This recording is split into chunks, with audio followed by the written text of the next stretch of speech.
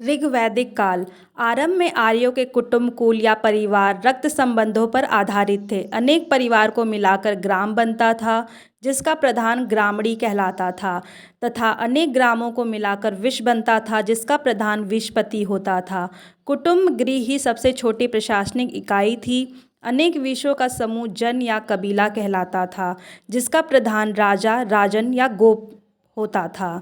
जनपद, राष्ट्र या राज्य की अवधारणा भी वैदिक काल के उत्तरार्ध में स्थापित हुई। इस युग में राजा भूमि का स्वामी नहीं होता था, वह युद्ध का नेता होता था। ऋग्वैदिक समाज का आधार परिवार था। परिवार पितृत्वात्मक होता था।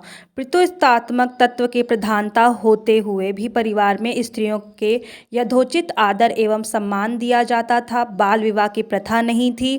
अंतरजातीय विवाह होते थे। आर्यों का प्रारंभिक समाज वर्गीकरण एवं कर्म के आधार पर हुआ था। आर्यों के 3 प्रमुख वर्ग थे: ब्राह्मण, क्षत्रिय तथा वैश्य। यह वर्गीकरण जातिगत या जन्मजात न होकर कर्म के आधार पर निश्चित किया गया था। सोम आर्यों का मुख्य पेय पदार्थ था। स्त्री और पुरुष दोनों को आभूषण पहनने का शौक था। आभूषण सोने, चांदी, तांबे, हाथी दांत व मूल्यवान पत्थरों आदि से निर्मित होते थे।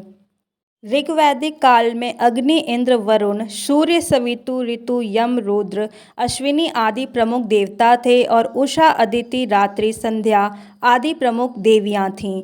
देवताओं में सर्वोच्च स्थान इंद्र को दिया गया है। ऋग्वेद में जिन देवताओं की स्तुतियां अंकित हैं, वे प्राकृतिक तत्वों में निहित शक्तियों के प्रतीक हैं, लेकिन इस समय पूजा अर्चना का उद्देश्य मोक्ष की प्राप्ति न होकर भौतिक सुख की प्राप्ति था। इस काल में यज्ञों का अत्यधिक महत्व था।